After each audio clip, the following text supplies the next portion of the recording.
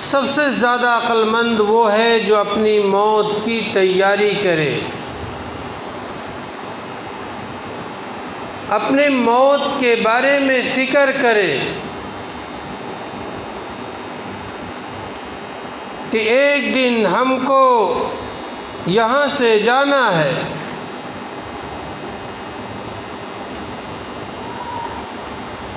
زندگی کا کوئی بھروسہ نہیں، زندگی کب ساتھ چھوڑ دے، لیکن خوش نصیب وہ اللہ کے بندے ہیں جو اپنی موت کی فکر کرتے ہیں اور موت کی تیاری کرتے ہیں۔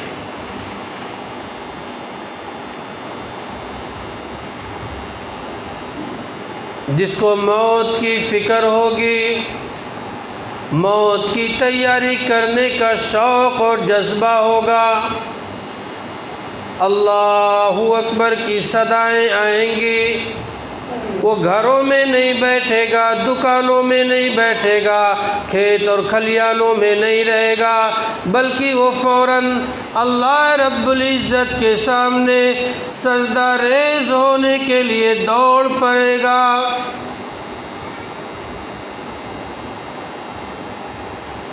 جسے اپنے موت کی فکر ہوگی، آخرت کی فکر ہوگی، قبر کے سنورنے کی فکر ہوگی، جنت میں جانے کی فکر ہوگی، عذاب جہنم سے بچنے کی فکر ہوگی، اللہ اکبر کی صدائیں اس کے کان میں گونجے گی، لا الہ الا اللہ محمد الرسول اللہ اس کے کان میں گونجے گا، حی علی الصلاۃ حی علی الفلاح کی آواز اس کے کان میں پہنچے گی۔ میرے دوستو، وہ دکانوں پہ نہیں ٹھہرے گا، مکانوں میں نہیں ٹھہرے گا، نرم نرم بستروں پر پھر اس کو نیند نہیں آئے گی، پھر وہ اللہ کے سامنے سجدہ ریز ہونے کے لیے دوڑ پڑے گا۔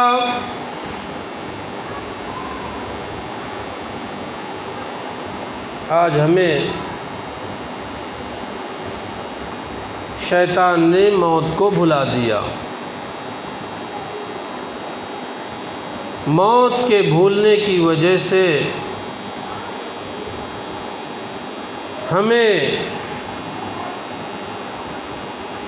اپنی آخرت یاد نہیں آ رہی ہے۔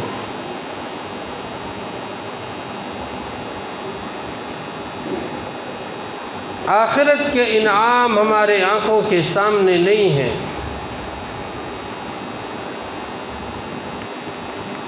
دنیا کی زندگی کا گزرنا ہے وہ تو گزر جائے گی۔ یہ دنیا کی زندگی تھوڑی مدت کے لیے ہم اور آپ یہاں ہیں۔ 100 سال کے بعد اس مسجد میں ہم میں سے جتنے لوگ بیٹھے ہیں کوئی ہم میں سے نہیں رہے گا۔ ہر ایک کو جانا ہے۔ اس لیے اللہ پاک نے ارشاد فرمایا وَلَوْ أَنَّ أَهْلَ الْقُرَىٰ آمَنُوا وَاتَّقَوْا لَفَتَحْنَا عَلَيْهِمْ بَرَكَاتٍ مِّنَ السَّمَاءِ۔ اگر بستی والے ایمان والے بن گئے، تقوی والے بن گئے، تو ہم ان پر آسمان اور زمین سے برکتیں کھول دیں گے۔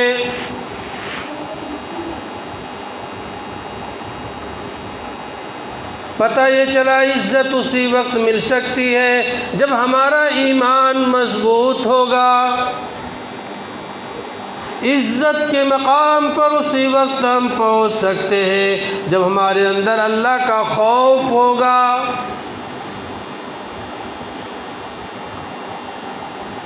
قرآن اعلان کرتا ہے یا ایھا الناس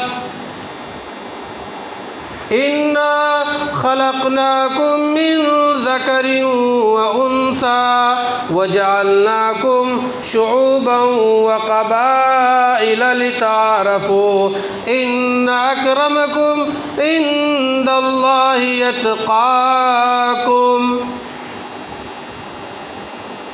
اللہ فرماتا ہے لوگو، اے انسانوں، ہم نے تم کو ایک نر اور ایک مادہ سے پیدا کیا، یعنی ایک ماں اور ایک باپ سے پیدا کیا۔ وَجَعَلْنَاكُمْ شُعُوبًا وَقَبَائِلَ لِتَعَارَفُوا، پھر تمہارے قبیلے اور خاندان اس لیے بنائے کہ آپس میں پہچان ہو سکے۔ فرمایا اِنَّ أَكْرَمَكُمْ عِندَ اللَّهِ أَتْقَاكُمْ، بے شک تم میں سے سب سے زیادہ عزت والا وہ ہے جو متقی اور پرہیزگار ہے۔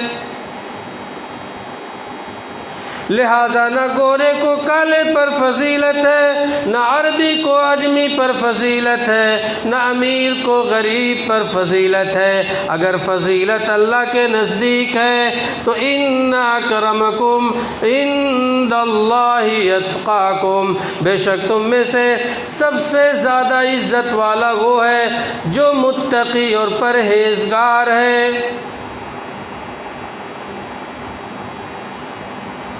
جس کے دلوں میں خوف خدا ہوگا میرے دوستوں وہ نماز کبھی نہیں چھوڑ سکتا۔ جس کے دل کے اندر خوف خدا ہوگا وہ کبھی کسی کو گالی نہیں دے سکتا۔ جس کے دل کے اندر خوف خدا ہوگا کبھی وہ کسی کو ذلیل و رسوا نہیں کر سکتا۔ جس کے دل میں خوف خدا ہوگا پھر اس کے زندگی میں امن، چین، سکون پیدا ہوگا۔ سارے انبیاء علیہم السلام کے قصے میں اللہ نے بات بتائی۔ جتنے بھی انبیاء علیہم السلام اس دنیا میں تشریف لائے تمام کے تمام قصے میں بات بتائی۔ جنہوں نے اللہ کی طاقت کو مان لیا، اللہ کے خزانے کو مان لیا، اللہ کی ذات اور صفات پر یقین کر لیا، اللہ پاک نے ان کی مدد فرمائی۔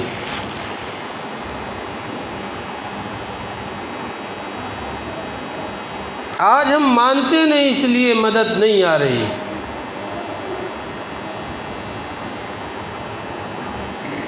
جنہوں نے اللہ کی طاقت کو مانا، اللہ کے خزانے کو مانا، اللہ کی ذات و صفات کو مانا، اللہ پاک نے ان کی مدد فرمائی۔ اور جنہوں نے نہیں مانا باوجود دیکھی تعداد کے اعتبار سے، طاقت کے اعتبار سے، سرمایہ کے اعتبار سے، مال و دولت کے اعتبار سے اللہ پاک نے ان کی پکڑ فرمائی۔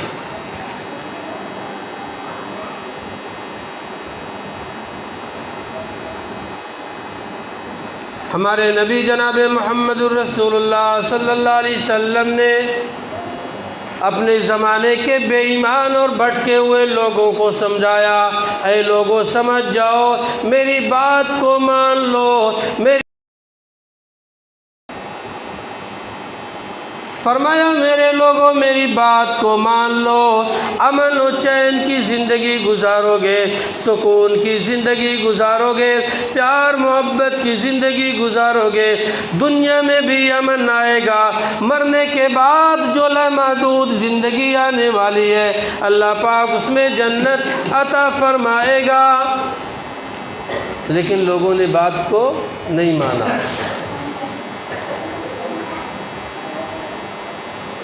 کہا جو عذاب کا دن آنے والا ہے اس کو دنیا ہی میں لے آؤ۔ جیسے آج ہم کہتے ہیں، سمجھانے والے سمجھاتے ہیں، بتانے والے بتاتے ہیں کہ بھائی مرنا ہے، قبر میں جانا ہے، حساب و کتاب دینا ہے۔ کہنے والے کہہ دیتے ہیں کون جانے قبر میں کیا ہوگا، کہہ دیتے ہیں۔ مرنے کے بعد کسی نے دیکھا وہاں کے حالات کیسے ہوں گے؟ آج ایمان والا، کلمے والا، قرآن والا یہ بات کہہ رہا ہے، جو اپنے آپ کو مسلمان کہتا ہے وہ یہ بات کہہ رہا ہے۔ اللہ کے نبی صلی اللہ علیہ وسلم بھی اپنے زمانے میں لوگوں کو سمجھاتے تھے،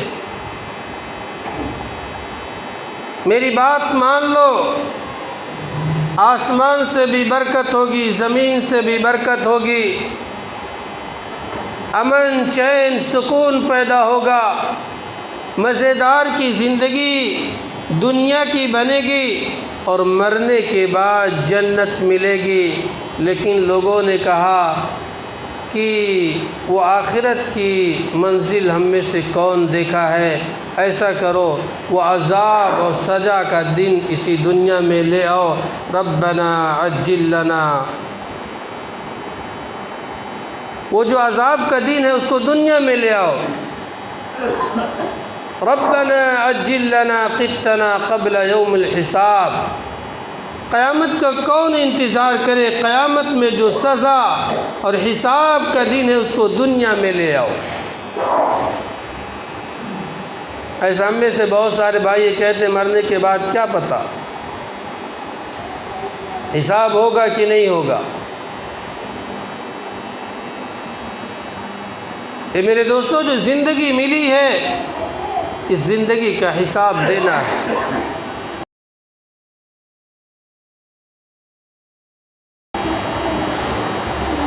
لیکن میرے دوستو اللہ بڑا مہربان ہے، بڑا کریم ہے، بڑا شفیق ہے۔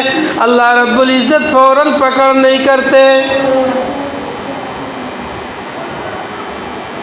بلکہ اللہ رب العزت انبیاء کو بھیجتے ہیں، رسولوں کو بھیجتے ہیں، نبیوں کو بھیجتے ہیں، اپنے محبوب بندوں کو بھیجتے ہیں، جاؤ میرے بندوں کو سمجھاؤ، میرے بندوں کو میری طرف بلاؤ۔ لوگ آتے ہیں، سمجھاتے ہیں، بتاتے ہیں اللہ کی وحدانیت کے بارے میں، ایمان کے بارے میں، قبر کے بارے میں، حشر کے بارے میں، حساب و کتاب کے دن کے بارے میں سمجھاتے ہیں۔ پھر بھی جب بندہ نہیں مانتا ہے تو اللہ رب العزت ان بندوں کے اوپر مصیبتوں کو لا کے ڈال دیتا ہے۔ لعلہم یتضرعون، اب جب مصیبتیں آتی ہیں تو پھر کہتا ہے اللہ اس مصیبت کو تو ٹال دے، ہم تیری بندگی کریں گے، ہم تیری عبادت کریں گے۔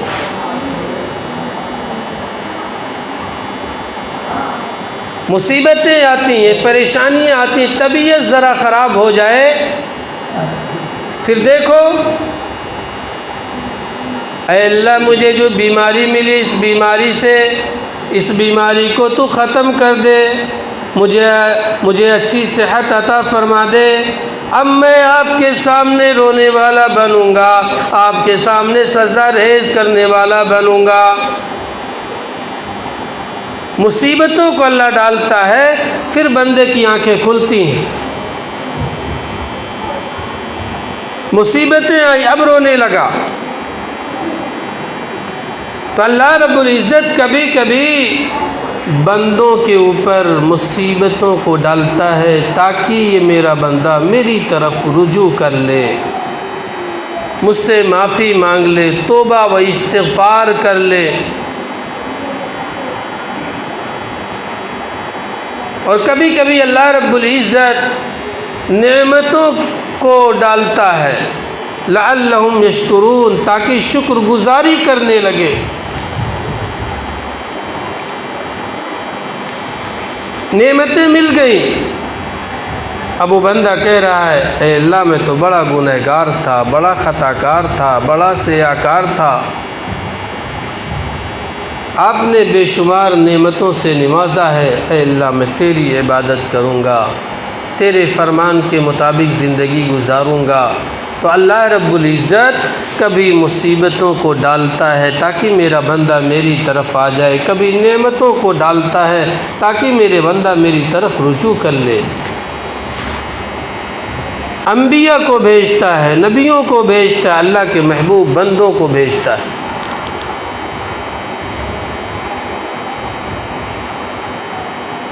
فرعون نے نافرمانی کی تھی، اللہ نے فوراً پکڑ نہیں کی، اس نے تو خدائی دعویٰ کیا تھا، لیکن اللہ نے فوراً پکڑ نہیں کی، بلکہ موسیٰ علیہ السلام کو بھیجا، جاؤ اس کو سمجھاؤ میرے بارے میں۔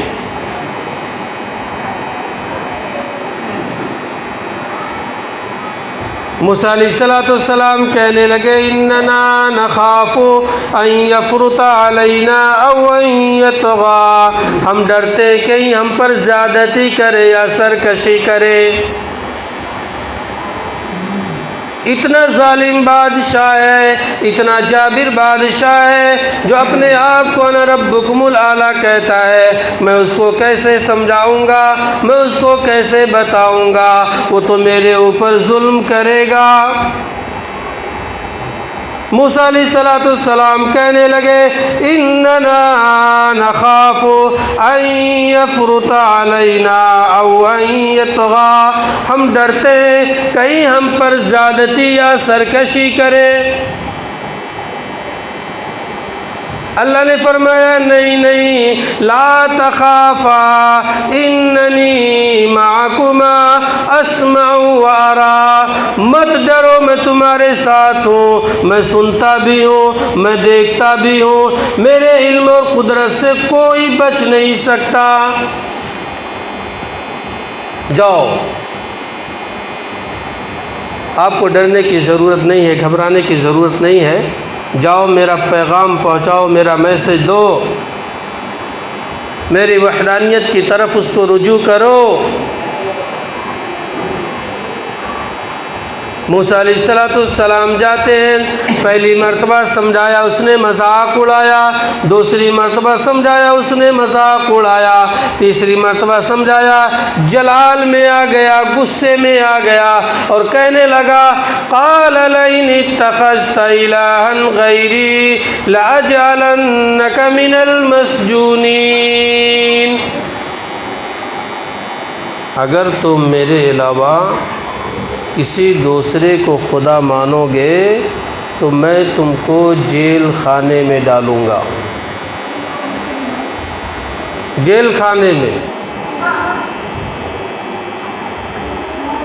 موسیٰ علیہ السلام کہنے لگے قال اولو جئتک بشیء مبین، اگر میں تمہارے سامنے کھلی ہوئی نشانی لے کے آؤں تو کیا پھر بھی میرے کو جیل خانے میں ڈالے گا؟ اب فرعون تعجب میں پڑ گیا کہ موسیٰ کون سی کھلی ہوئی نشانی لائے گا، اس کا ذہن، اس کا دماغ وہاں تک نہیں گیا اور کہنے لگا قال فات بہ ان کنت من الصادقین، اگر تم سچے ہو تو وہ نشانیاں لا کے پیش کرو۔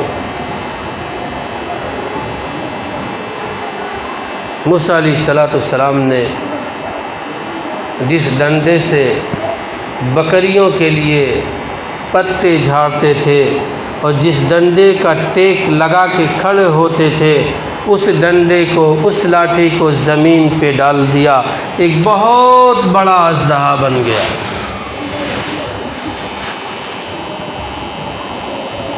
اور اپنے ہاتھ مبارک کو بغل سے نکالا، ایک چمکدار ہاتھ بن گیا۔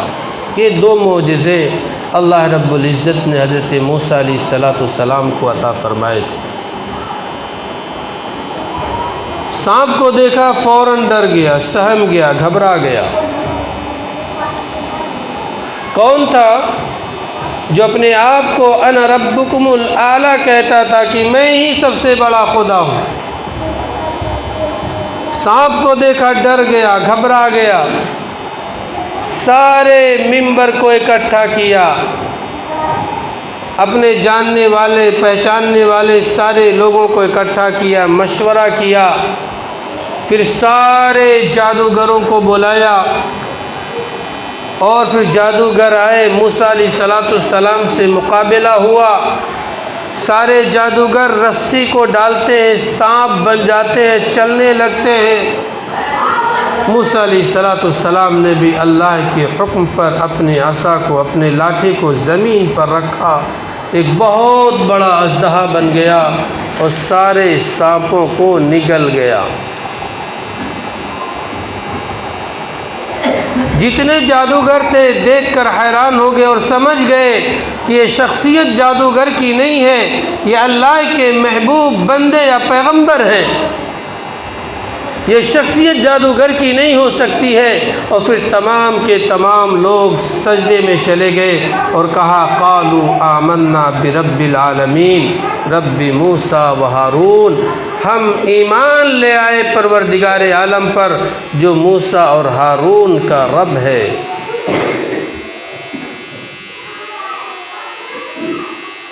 میرے دوستو، اب تو جس نے بلایا تھا اس کی بادشاہت ہے، حکومت ہے، ظالم و جابر بادشاہ ہے۔ اس نے کہا لَأُصَلِّبَنَّكُمْ أَجْمَعِينَ، تم سب کو سولی پہ چڑھا دوں گا۔ تم میرے آدمی ہو کر ان کے بن گئے، میں نے بلایا وہاں چلے گئے۔ میں تجھے انعام دینے کے لیے بلایا تھا، اکرام کرنے کے لیے بلایا تھا، عزت کے مقام پر پہنچانے کے لیے بلایا تھا، تم میرے ہو کر ان کے ہو گئے۔ اب میں تجھے چھوڑوں گا نہیں، اب میں تجھے معاف نہیں کروں گا۔ کہا لَأُصَلِّبَنَّكُمْ أَجْمَعِينَ، میں تم سب کو سولی پہ چڑھاؤں گا۔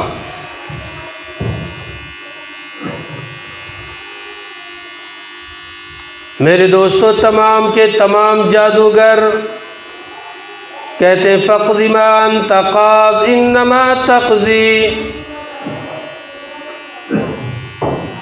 آپ کو جو کچھ کرنا ہو کر ڈالیے، آپ جو کچھ کریں گے اس دنیا کی زندگی میں کریں گے۔ اور ہم ایمان لائے ہیں اس پروردگار عالم پر جو مرنے کے بعد ہماری پوری زندگی کے گناہوں کو اللہ بخش دے گا۔ کیسا ایمان رہا ہوگا؟ ایمانی جرأت کے ساتھ جواب دیا ہے ایک ظالم اور جابر بادشاہ کو کہ تم کیسی بات کرتے ہو، تمہاری سزا دنیا میں ہے، اور ہم ایمان اس لیے لائے ہیں کہ ہماری آخرت کی ابدی زندگی ہماری سنور جائے، بن جائے، اللہ ہمیں معاف فرما دے۔ میرے دوستو، ہماری زندگی کا ایک طویل حصہ گزر چکا، ابھی ہمارا ایمان اس نہج تک نہیں پہنچا۔ زندگی کا ایک طویل حصہ گزر چکا اور ہمارا ایمان اتنا کمزور ہے، اتنا کمزور ہے کہ اذان کی آواز ہو مسجد تک نہ آئے۔ کتنا کمزور ہے! اس لیے جس بندے کو اپنی موت کی فکر ہوگی، اپنے قبر کے بارے میں سوچے گا، مراقبہ کرے گا، تو پھر دنیا میں آخرت والے اعمال کرنے میں اس کے لیے کوئی دقت اور پریشانی نہیں ہوگی۔ اور اگر موت کو بھولا ہے، قبر کو بھولا ہے، حشر کو بھولا ہے، حساب و کتاب کے دن کو بھولا ہے، جنت کی نعمتوں لذتوں کو بھولا ہے، جہنم کے دہکتے ہوئے شعلوں اور انگاروں کو بھولا ہے، تو پھر میرے دوستو اس کے لیے نماز کا پڑھنا مشکل ہو جائے گا۔ اس لیے میرے دوستو، ہم سب کی یہ ضرورت ہے کہ ہم اپنے ایمان کے بنانے کی فکر کریں، اپنے ایمان کے بنانے کی فکر کریں، اور ایسے بن جائیں کہ جب موت کا فرشتہ آئے لینے کے لیے تو اگر آپ کے دل کو ٹٹولے تو اس دل میں عشق نبوی بھرا ہوا پائے، آپ کے دماغ کو ٹٹولے تو اس دماغ کے اندر علم نبوی بھرا ہوا پائے، اور آپ کے جسم کو ٹٹولے تو سنت نبوی سے بھرا ہوا پائے۔ اگر ایسی حالت میں ہم بارگاہ الہی تک پہنچیں گے، اللہ ہم سے راضی ہوگا، اللہ ہمیں جنت عطا فرمائے گا۔ اور اگر ایسا نہیں ہے، غفلت کی زندگی ہے، لاپرواہی کی زندگی ہے، اللہ کے حکموں کو توڑنے والی زندگی ہے، نبی کی ایک ایک سنت کو پامال کرنے والی زندگی ہے، تو پھر میرے دوستوں، میرے عزیزوں، خون کے آنسو بہانے سے بھی کوئی مسئلہ حل ہونے والا نہیں ہے۔ اللہ تبارک تعالی ہم تمام ایمان والوں کو جب تک اس دنیا کے اندر رکھے، اسلام پر قائم و دائم رکھے، اور جب اس دنیا سے اٹھائے تو ایمان پر خاتمہ نصیب فرمائے۔ آمین۔ وآخر الدعوانا ان الحمد للہ رب العالمین۔